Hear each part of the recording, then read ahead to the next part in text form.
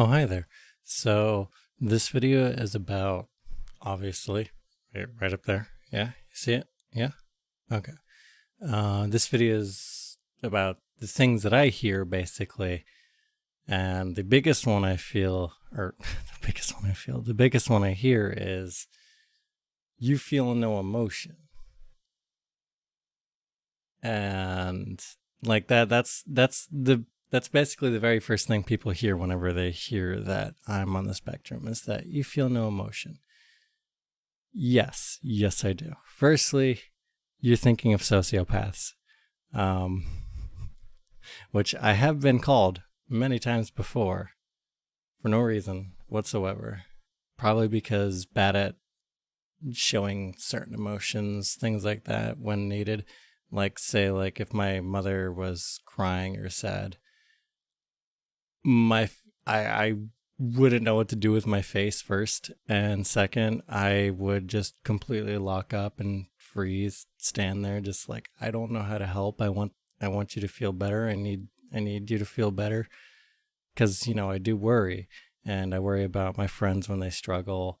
Um, One of my most favorite things is actually making people smile, making people happy, things like that, because it's it's just it's good. It's how life should be. You should want to help everybody. That's why many things in like recent times, basically, that are being brought to light, it's logically, I don't understand one side of those things, because it's just like you should be treating everybody with respect, treating humans correctly, being nice to everybody, things like that. I do get upset if, like, my partner, my friends, my parents get upset. It's just very hard to show those things, basically. And sorry if this is very awkward and sounds robotic. I have stuff on the screen right now to basically just read off of, because words hard, thinking hard. Thank you. Merry Christmas. I don't know why I said that. But yeah, that's the first one I hear, is like, you feel no emotion, or like, do you feel empathy and things like that. And it's just like, yeah, of course I do. I mean,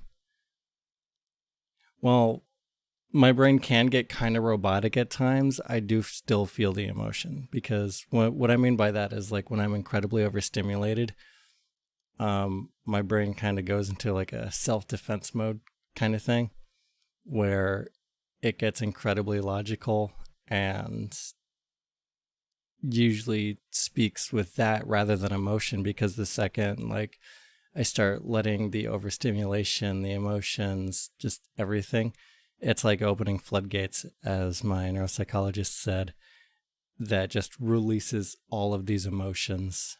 And that's usually when meltdowns happen, shutdowns. Usually after, like, going out shopping, family gatherings, things like that will cause that.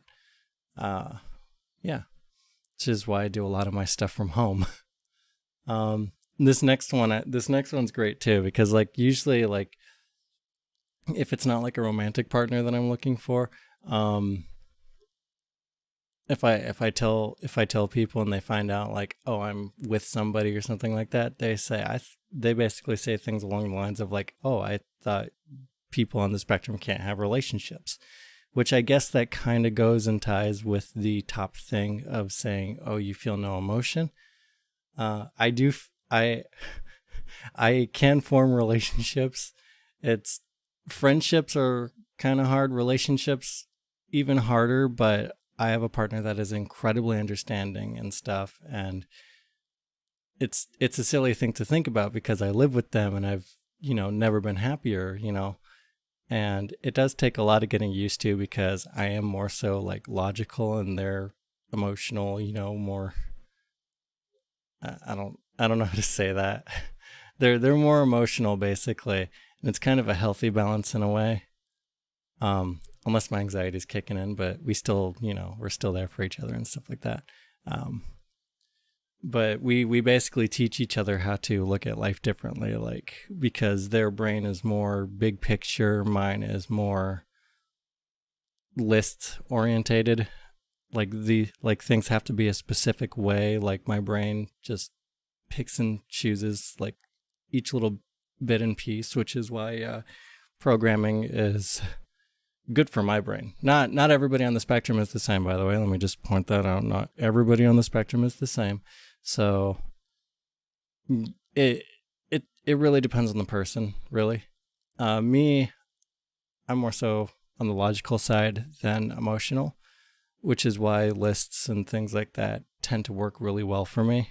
Um, Programming, things like that.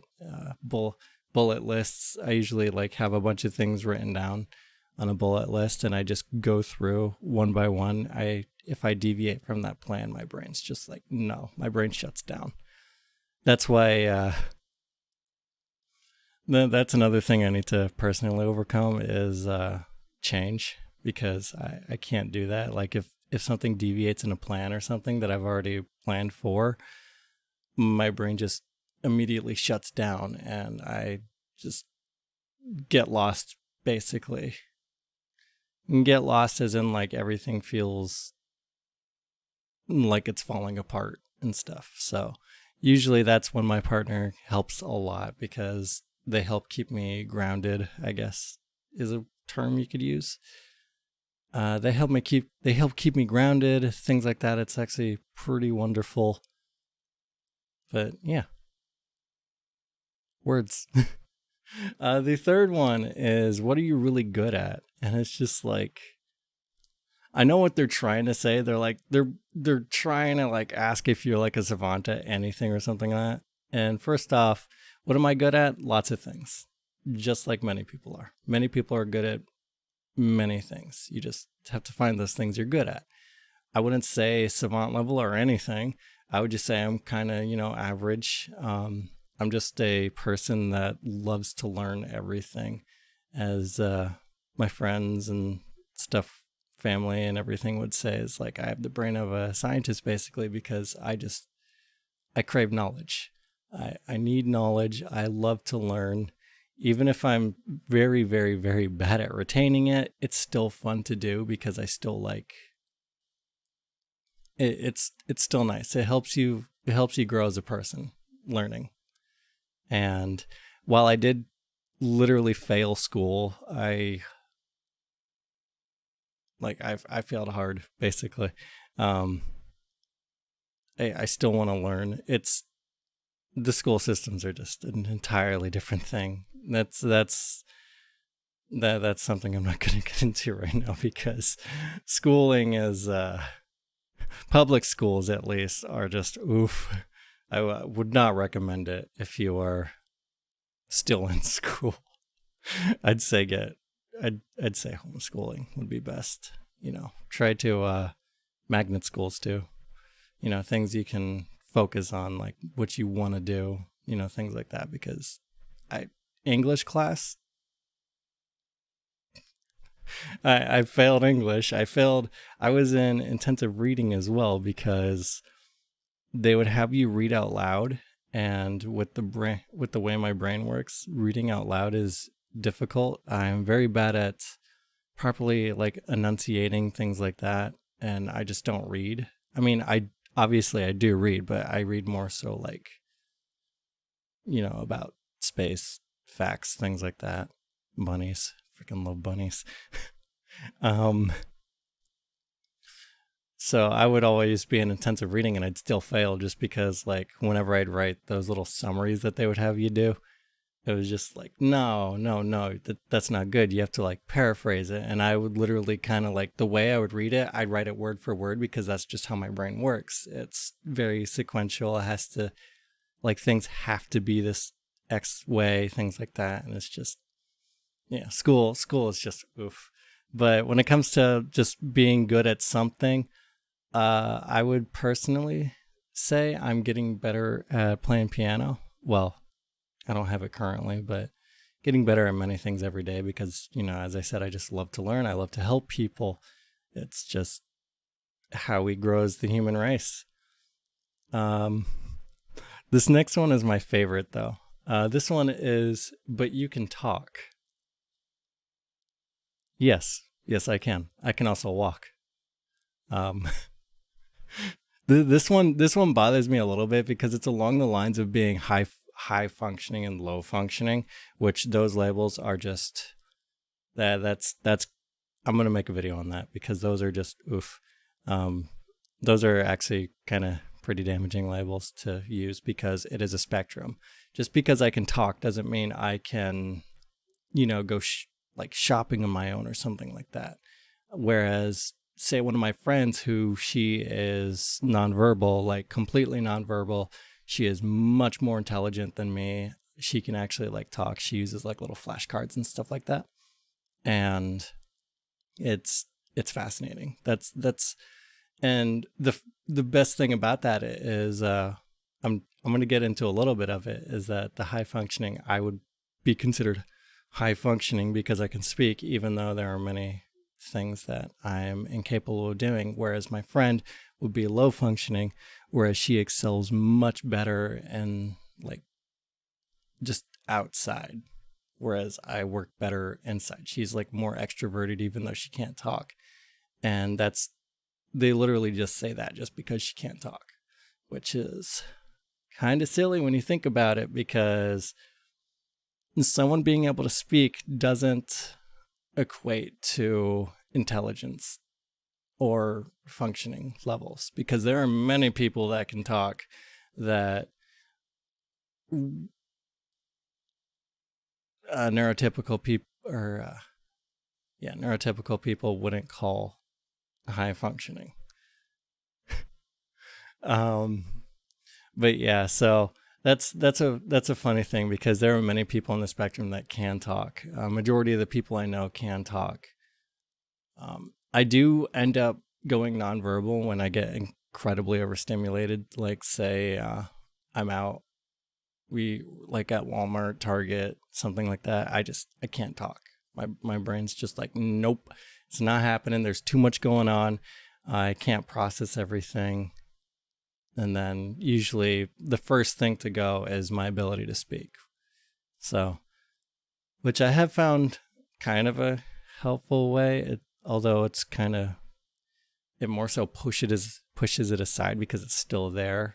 But that's going to be a different thing if I ever talk about that.